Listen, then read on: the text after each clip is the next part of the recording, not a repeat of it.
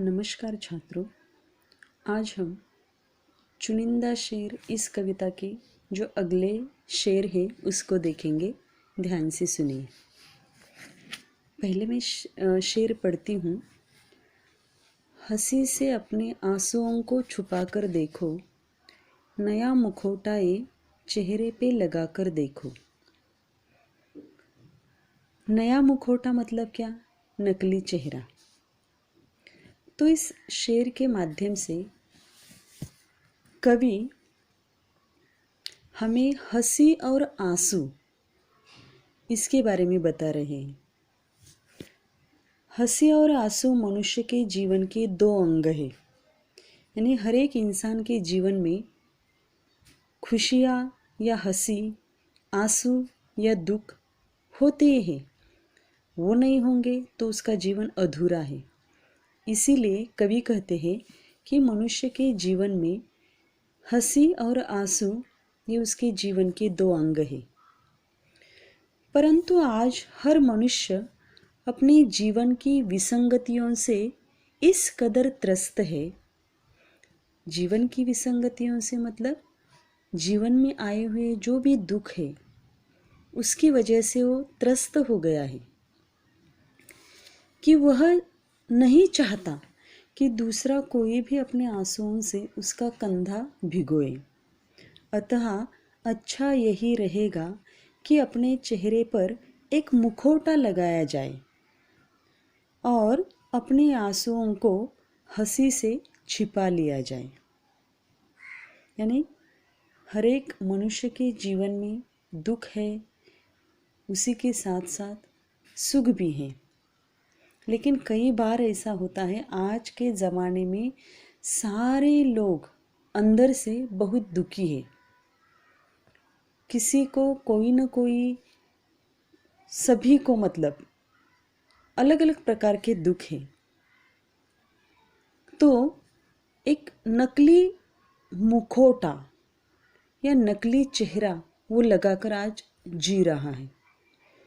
यानी सामने वाले को लगता है कि वो कितना खुश है या वो कितना सुखी है, लेकिन असल में क्या है, उस हंसी के पीछे भी क्या है, आंसू है।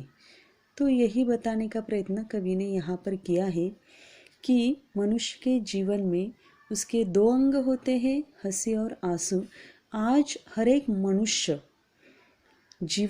अपने जीवन की विसंगतियों से क्या है, त्रस्त है। सामने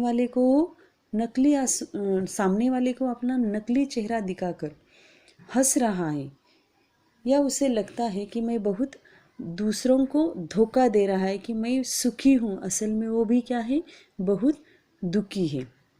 यानी हमेशा वो अपने जीवन में दूसरों को फंसाता आ रहा है। और यही इस शेर के माध्यम से कवि ने बताने का प्रयत्न किया है कि जीवन में हर एक के जीवन में सुख होता है, उसी के साथ दुख होता है। उसे क्या करो, स्वीकार करो, ऐसा उनका कहना है। यानी दूसरों को बिल्कुल भी न फंसाओ या दूसरों के सामने नकली आंसू न बहाओ। जो भी है उसके सामने सच्चाई पेश करो। आज भी हम देखते हैं कि अनेक प्रकार की समस्या मनुष्य के जीवन में है, फिर भी मैं बहुत सुखी हूँ, मैं बहुत खुश हूँ, ऐसा सामने वाले को लोग जताते हैं। असल में ऐसा नहीं होता।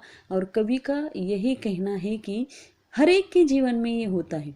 ऐसा नहीं कि आपके ही जीवन में दुख है, सामने वाले के जीवन में भी दुख होता है, तो उसे स्वीकार करो, ऐसा कवि का मानना है। अब अगला शेर देखो। वह फकीरों की दुआओं में असर देता है, आँख से इत्र बांटने का हुनर देता है। पहले शब्द लिखो।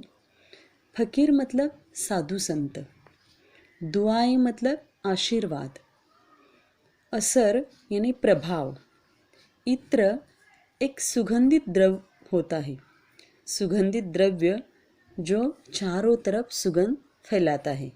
हुनर का मतलब है कला। अब इस शेर में कवि ने त्याग और तपस्या त्याग और तपस्या का जो महत्व बताया गया है उस पर प्रकाश डाला है।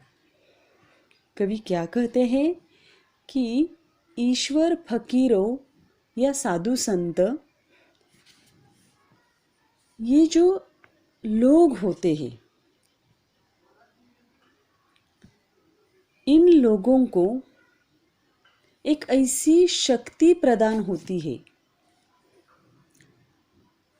त्याग और तपस्या की भावना उनके अंदर होती है। इसकी वजह से मानो ऐसा लगता है कि ईश्वर ने इन साधु या फकीरों को या समाज की भलाई करने वाले जो अच्छे लोग होते हैं उनको ऐसी शक्ति प्रदान की है कि मानो उनके मुख से निकले आशीर्वाद या उनके मुख से निकले सारे शब्द क्या होते हैं, सच होने लगते हैं।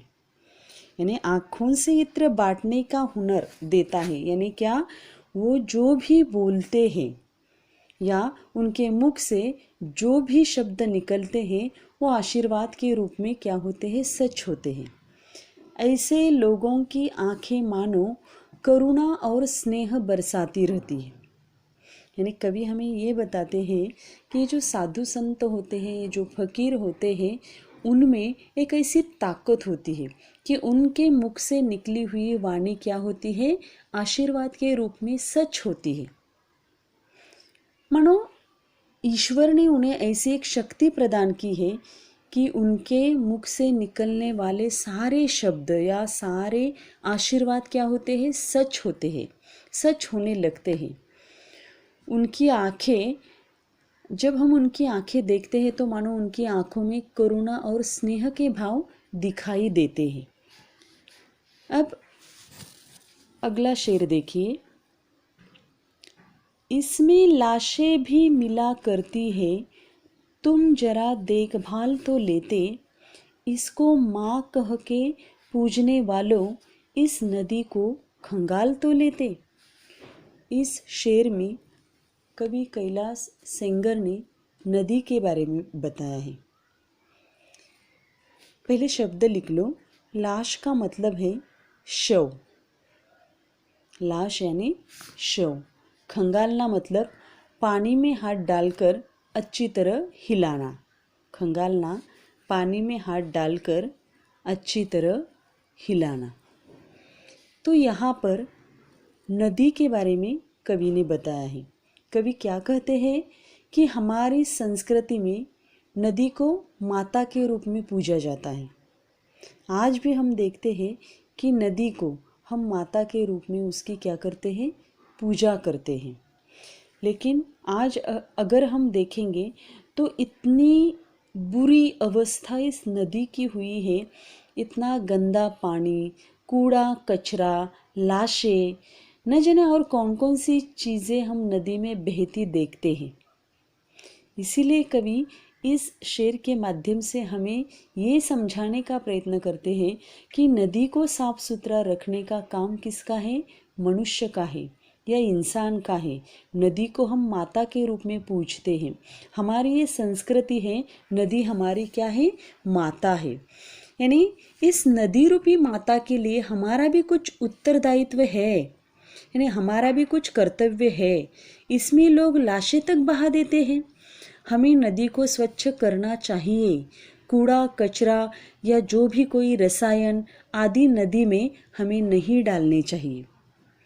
अगर हम ही अपने आप पर काबू रखेंगे तो नदी साफ सुथरी रहेगी और इससे हमारा ही कल्याण हो जाएगा।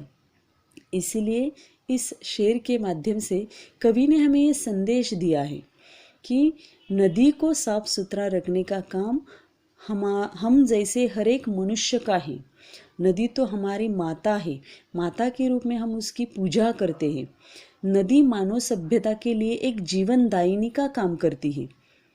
नदी मानव सभ्यता के लिए एक जीवन दायिनी का काम करती है और इस नदी रूपी माता को साफ सुथरा रखना ये हमारा कर्तव्य है। जो कुछ भी गंदी चीज़ें नदी में फेंक देते हैं उसे हमें क्या करना है, रोकना है और नदी को साफ सुथरा बनाना है। अब अगला शेर देखो, जब भी पानी किसी के सर से गुजर जाएगा तब वह सीने में नई आग ही लगाएगा। फिर से सुनिए, जब भी पानी किसी के सर से गुजर जाएगा तब वह सीने में नई आग ही लगाएगा। सिर से पानी गुजर जाना, ये मुहावरा है। सिर से पानी गुजर जाना मतलब क्या? संकट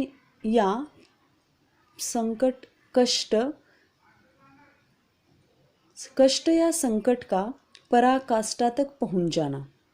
या फिर दूसरा अर्थ उसे निकलता है संयम अथवा सहने की शक्ति समाप्त हो जाना।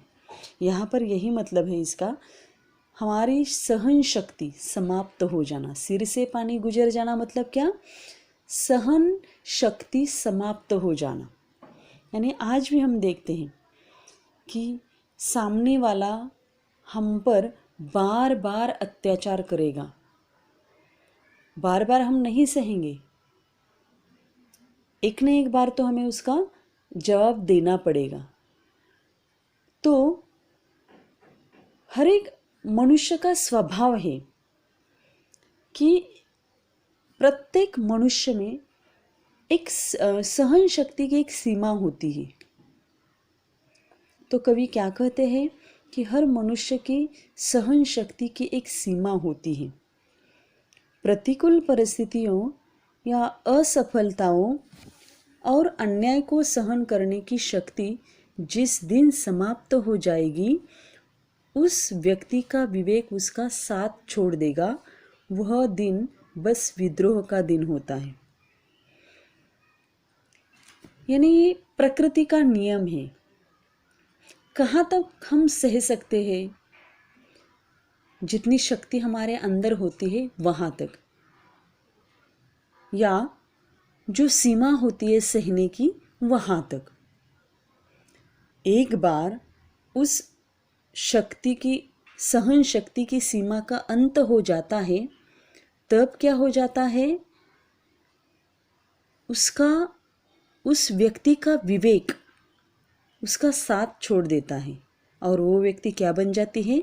विद्रोही बन जाती है, या वो उसका विरोध करने लगता है। तो कवि ने यहाँ पर यही बताने का प्रयत्न किया है कि मनुष्य की सहन शक्ति की एक सीमा होती है। प्रतिकूल परिस्थितियाँ, असफलता या अन्याय सहन करने की शक्ति जब उसकी समाप्त हो जाती है तो उस वक्त उस व्यक्ति का विवेक उसका साथ छोड़ देता है और वो व्यक्ति क्रोधित बन जाता है या लड़ने लगता है, झगड़ने लगता है। अपनी क्रोध पर वो काबू नहीं पा सकता। तो इस प्रकार इस शेर से कवि ने हमें ये संदेश दिया है कि मनुष्य के सिर से पानी जब गुजर जाता है या मनुष्य के सहन शक्ति का जब अंत होता है तो वो क्रोधित हो जाता है, वो विद्रोह करने लगता है। तो आज हम यहीं पर रुकते हैं। अगले जो शेर है वो हम कल की तासिका में देखेंगे। धन्यवाद।